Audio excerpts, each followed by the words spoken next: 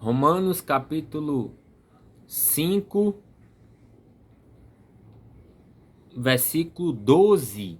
Portanto, como por um homem o pecado entrou no mundo, e pelo pecado a morte, assim também a morte passou a todos os homens, porque todos pecaram, porque até a lei o pecado estava no mundo, mas o pecado não é imputado quando não há lei.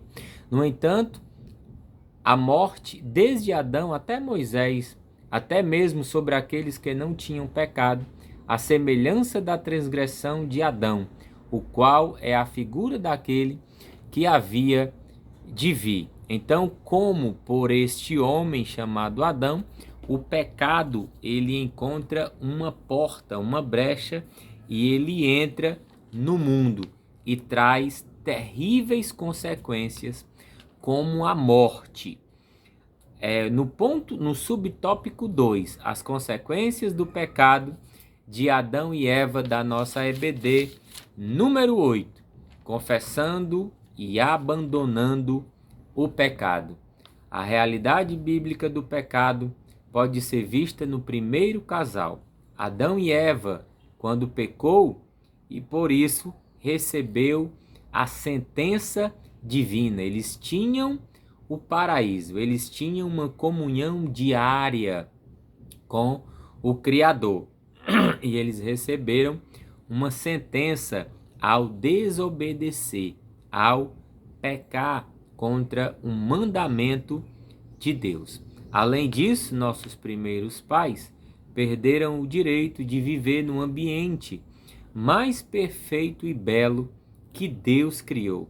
Por isso, na vida de Adão e Eva, há consequências trágicas do pecado, como também na nossa vida. Se continuarmos pecando, teremos um salário que a Bíblia chama de morte. O salário do pecado é a morte espiritual, a morte para ficar distante eternamente do nosso Deus.